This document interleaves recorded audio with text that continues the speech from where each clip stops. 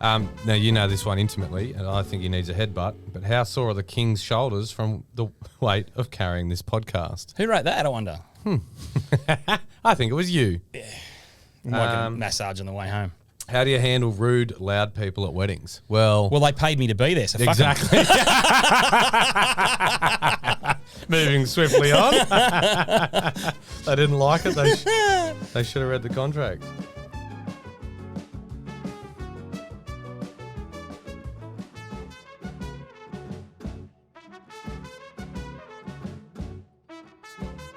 He said we're rolling, mate. Yeah, I know. I can look alive. I'm never ready. He could Look give alive. He could give me 10 minutes warning. Look, and you're never ready, and I'm already finished. Yeah. Title of your sex tape. Yeah, that's right. Welcome back. Yes, welcome back. Nice to see me.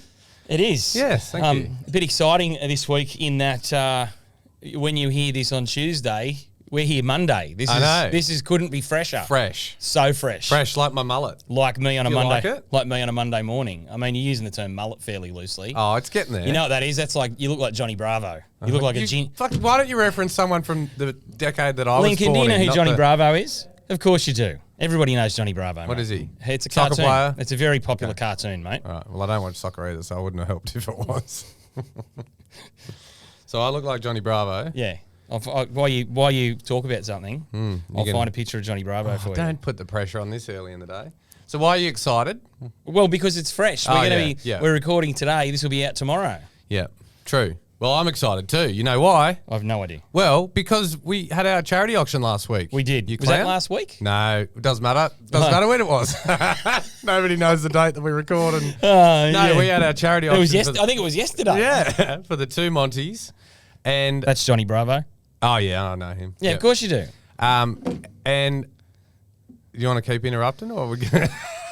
Well, that's the theme, isn't it? Actually, it's come early. Oh no, I've got a prop. again, title of a sex For tape. those listening at home, I recommend going to the YouTube immediately, because if you don't have the talking dick, mate, you don't get to talk. Hey, guess what? I don't think I'll be talking at all. Here you go. No, I'm okay, thank you. I'm Suction on it. Perfect. There Is you go. it?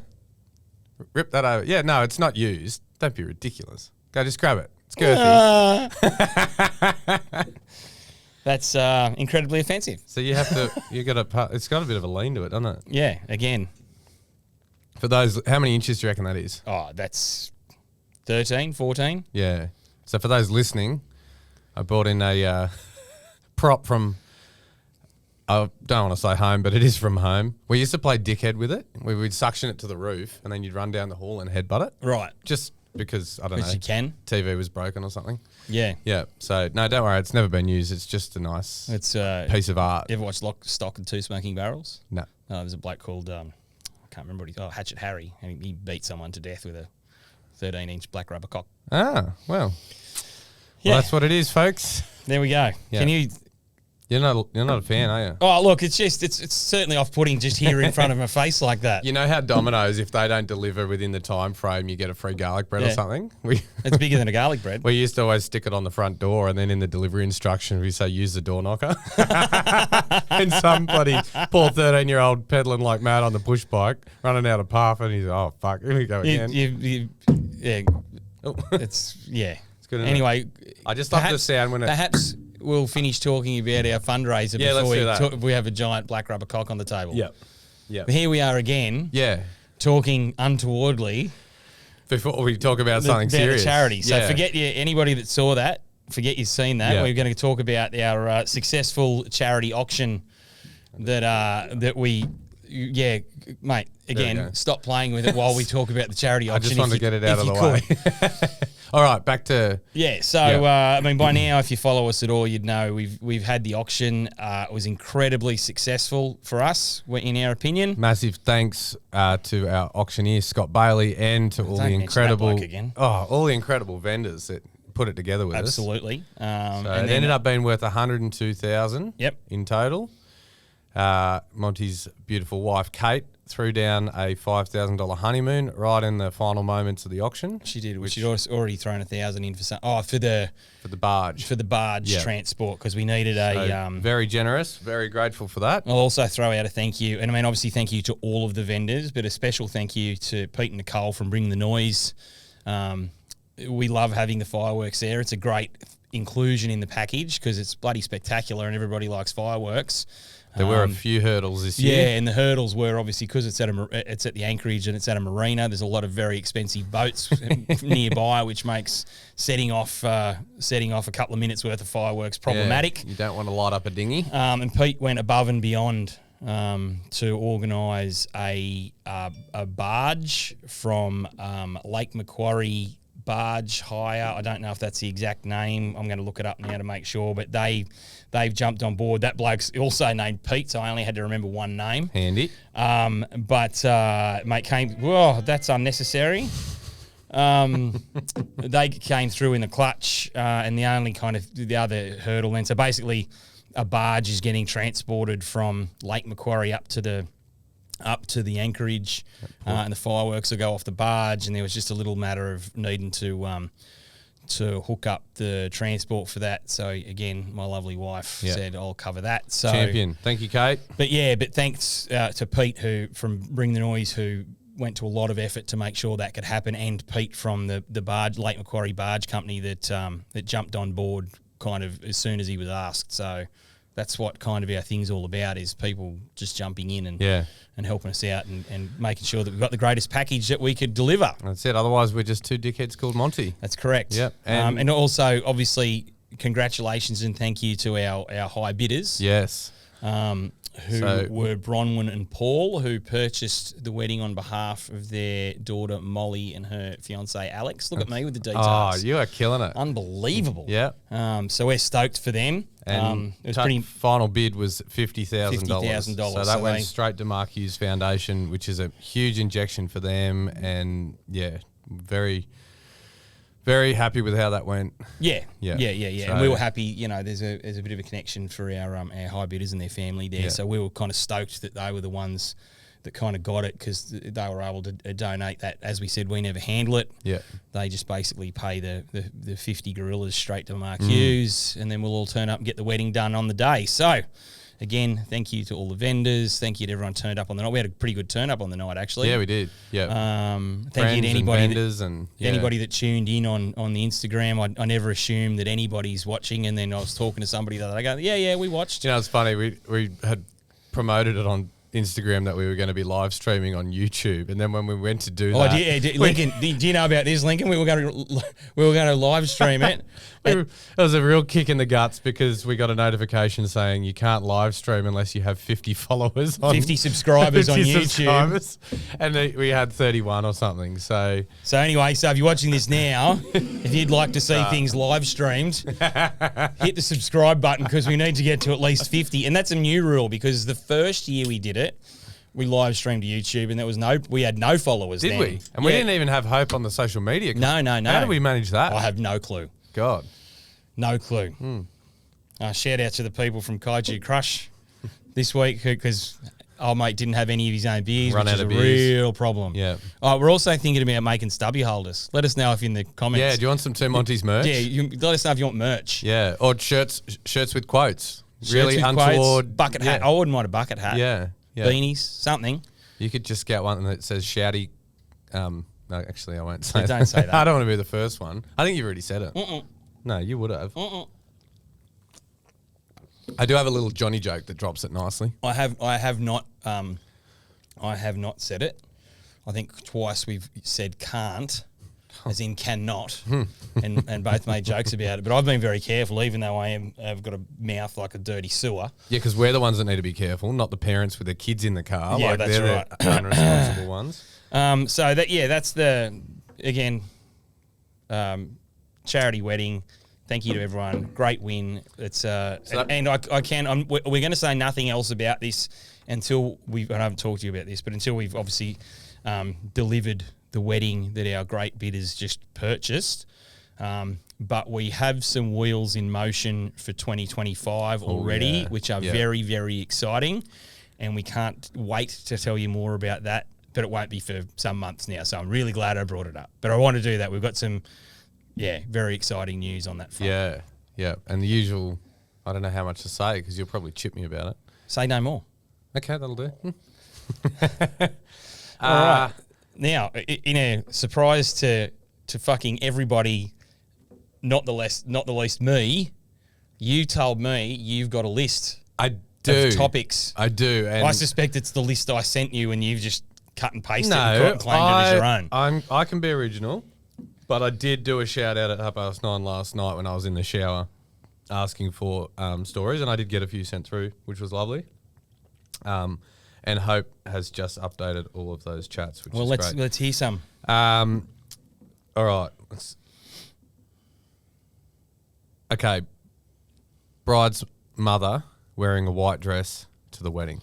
So immediately, folks, the old mother-in-law hater over here, he's fucking back on the train. Let's go. There's some great ones. But, don't worry, there are a number in our list again. There's some great mother-in-laws out there, but I'm beginning to see a trend here with people's stories from weddings. I think it would depend on the style of the dress. I've been to a few actually where it's happened, and they just made some of them were good spirited and made a joke out of it, but couldn't actually believe because the mother's dress ended up being way more wedding dress. And that's what I mean about the style. If it was, some quite classy kind of no frills, no lace, no whatever, and you're like, oh, that's just a nice dress in white. Yeah. But if it turns into kind of very wedding dressy, then that's a problem. And there's a lot of other colours. There's many colours. Why? Anyway. Well, look, and listen, and here's a drum that I'll keep banging for fucking ever, all right? And again, I'm not trying to upset any dressmakers because, wedding dressmakers, you're not restricted to white fabric, I'm sure. Yeah. The meaning behind a white dress is in this day and age for the most part, and certainly for civil celebrations, religious celebrations, it may be different. But, that symbol of purity and whatever the fuck. Oh, I think I know where you're going with this. Well, why does it have to be white? No, I think I know the actual reason. No, I know the actual reason. It's about virginity. Yeah, okay. Yeah, it's not a secret. It's not a secret. That's the original thing, but then it's become, you get married in a white dress. How funny. Can't say the word virginity, but I'm quite happy to talk about cocks on every episode. Yeah, well, we've still got this thing. It's probably right quite frankly, it's probably right there. It's been tickling your chin the whole time. So, that's the cat. That's yeah. Oh, I might finally get the photo on our YouTube. Might finally be of me. Fucking hell. Is it of me? Mate, you look at the last 10 episodes. Oh, I did say that. You. Well, it's only fair because in the podcast, that's all people hear. You. Fair enough.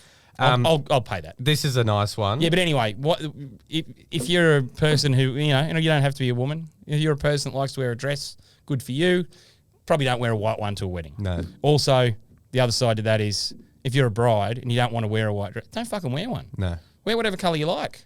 I've been going through my dress era. Got a really nice corduroy one. Oh, really? And then the pink one. I've seen it's like a brown corduroy one. Yeah. That was Byron Bay. Right. BAE. Oh. It's very Byron Bay. Yeah. Byron Bay sucks. And what else? That hot pink one. That was from Lozzie's Hens, but it got a run at Pink last weekend. Yeah. Yep, that was good. And then the Christmas one. Did you go to see Pink? No, but everybody parks in the car park opposite my front door. Yeah. And walks to the stadium. So when and we could hear the show from home. So we just got pissed in the driveway and watched Pink. And then when it was over, everybody come back to their cars. We cranked the volume up and we're dancing out on the street and people were coming past having a boogie. It was good. So we definitely looked like tight asses because got all dressed up but didn't go to the show. Yeah. Oh, there's plenty of people that live around there that do that. Yeah. Or even I know when I think Elton John was on, there's a soccer field straight across the road from the stadium. Yeah. I drove past, there's just people in deck chairs just lined up there. Yeah. Anyway, good. Another one here on the inbox. Oh, yeah. And I am going to say who it's from because it works in well with the message. Yes. But Bumpy Road Catering. Oh, yeah. Love your work. They said, tell your guests to have the bags after dinner so they eat the food. Good advice. Great advice. I've been to many weddings where I've been emceeing, and there's a liner. You'd think the toilet was Noah's Ark because they're going in 2 by 2, and by the time dinner, you like that? I just made that up then. Yeah, but I remember one specifically. There was and here's a bit of a lesson too.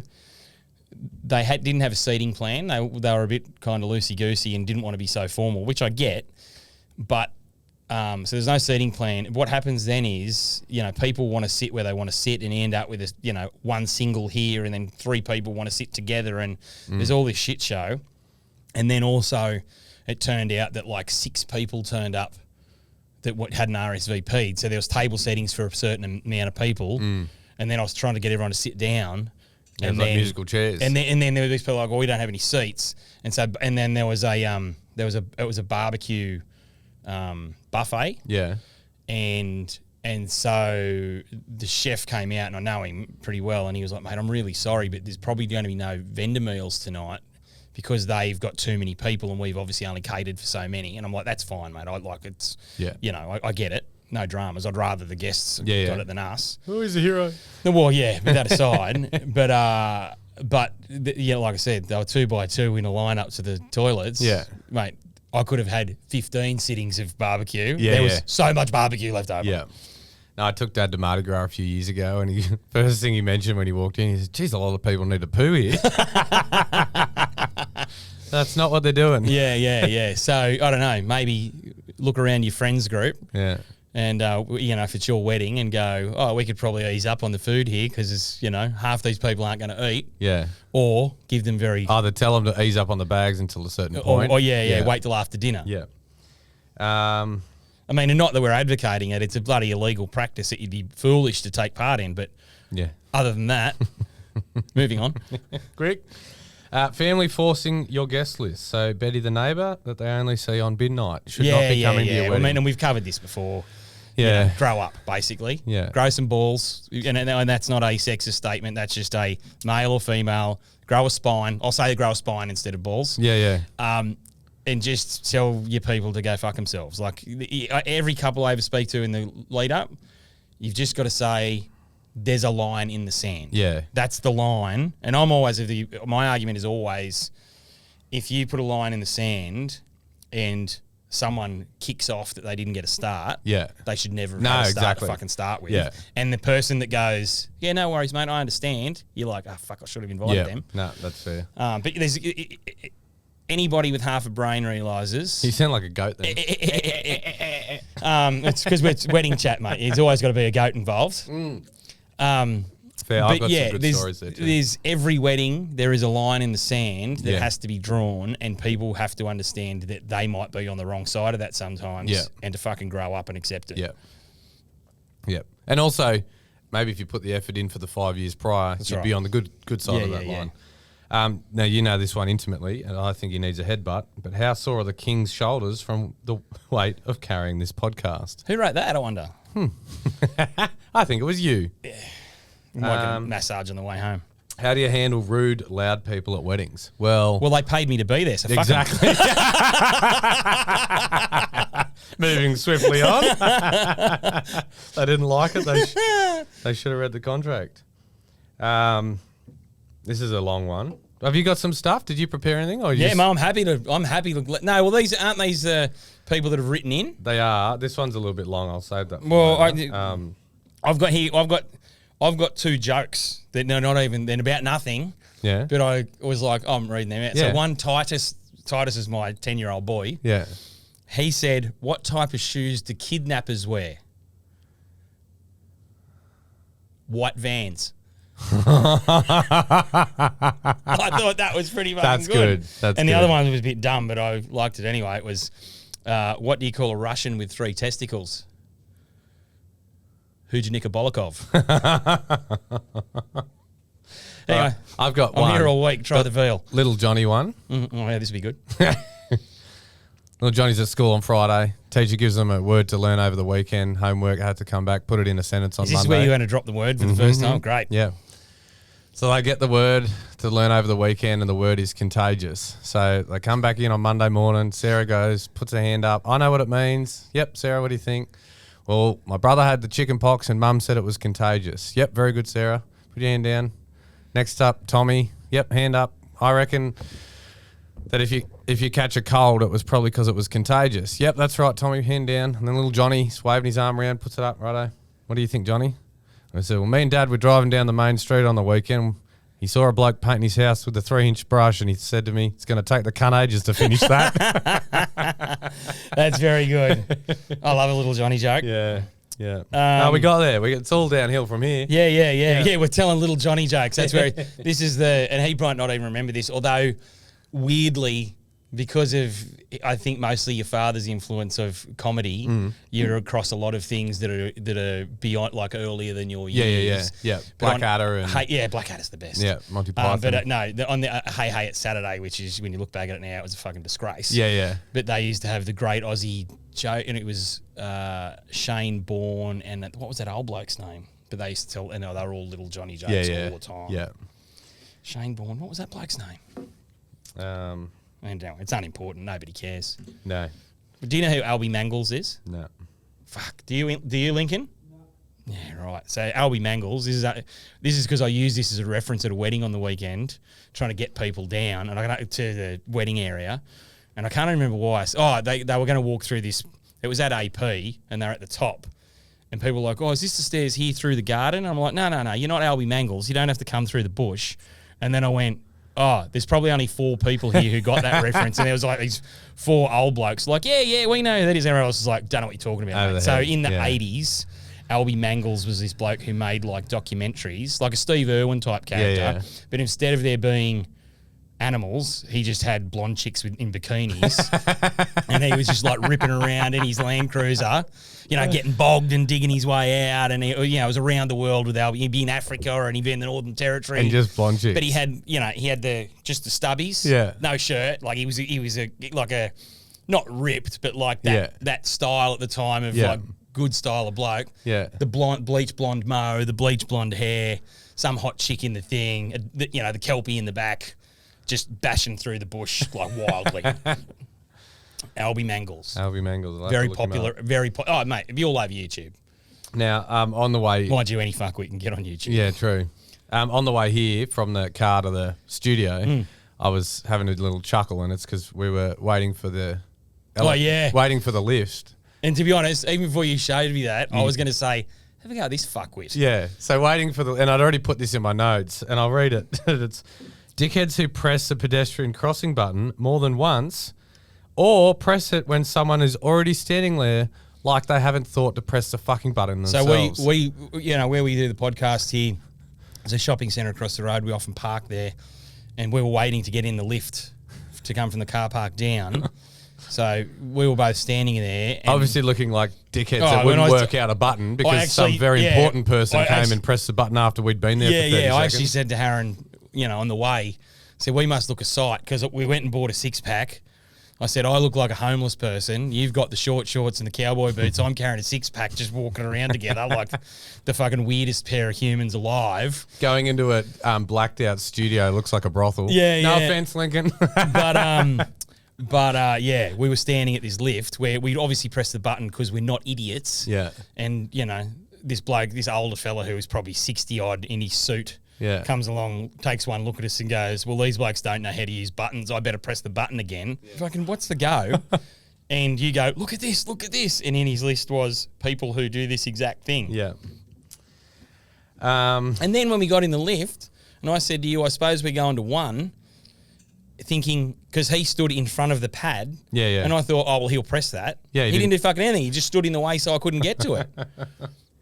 Should have fucking nutted him. This is a controversial one. Oh, yeah. How many Australian... No, don't say it. I don't like anything controversial. Oh, fuck off. How many Australian flags can you hang on Australia Day before being labelled as a complete fucking bogan? 2.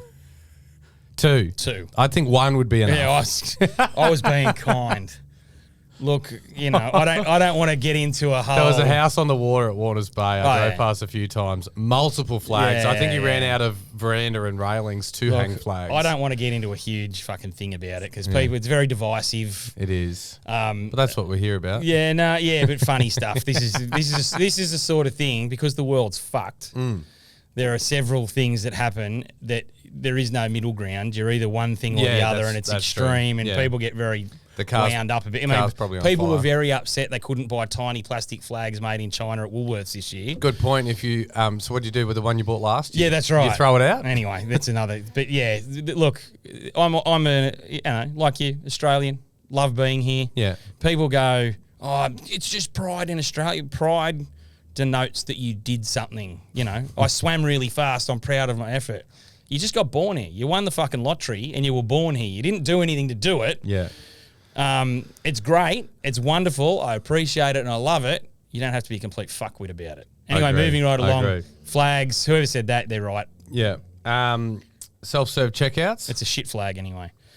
Self-serve checkouts. Burn them all to the ground. If I want to check out a watermelon as a leg of lamb, it is my right to do so. And they take the chance of that happening. If that's what they want. Yeah.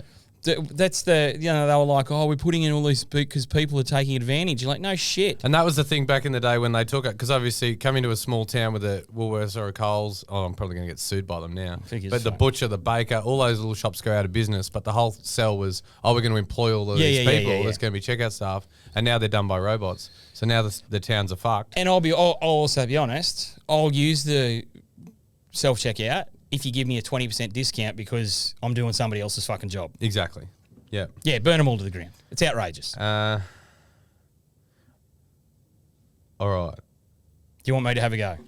Oh. Well, speaking of, what are your thoughts on Aldi? I've just got Aldi here. I don't like it. I do not care for it. I didn't know.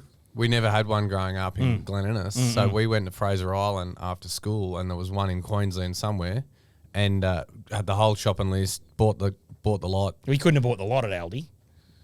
They don't have everything. Oh, well. No, bought the lot as in bought the entire shopping list. Yeah. It was just all food for the week away. Right. But didn't realise. So then we're loading it up on the thing and it's just spitting out the other end as quick as anything. Yeah. So it was just a mad bit of panic. So we walked trolley out of the car and we just full of groceries, basically with no bags. just wound the windows down and threw all the it shit through. in. Yeah. So that was a bit of a rude awakening, not knowing that there was awakening, yeah, not knowing that there was no baggage. Yeah, I'm not a fan. I like to go, if I have to go, I do it online and get it delivered because I'm a sane person. I don't know what sort of person likes to go to the shops. But if I have to go, I want to buy all the things I want in the one place. Yeah. I don't want to have to go. And then the thing is, they have all these amazing specials, right? Yeah. But it's whatever's fallen off the container ship this week. Yeah. Angle grinders, sewing machines, and wetsuits are on sale this week. Can I buy them next week? No, you can't. No. You can never buy them Never again. Never again. No. Yeah, it's madness. Yeah. Absolute madness. Although they do have a good selection of meat for the barbecue, I will say that. Much like most things I rant about, I don't really mean it and I'll still go and do the thing anyway. True. Have you got something on your list? I've got many things. Yeah, all right. Well, mine's done. What about, here's one. Here's one. He's not done, is it really? Pretty close to Fucking hell. Lincoln, you haven't clocked us, so you have to let us know. That's pretty much it. Oh, that's pretty much it, he said. Hey, I've filled up an entire episode. Well, I am proud of myself. It's something I've done. Tune in next time to hear us talk about the block, gender reveals, Lululemon, and my boyfriend Dylan. And Scissor Slinger Barber Tales. Oh, yeah, you got some too. No, it was only the ones they're my story. Yeah, the things he sent in the chat to it. Remember you made him film some stories and send them to me? I don't remember. Oh, Christ. Anyway, tune in next time. Bye for now. Bye.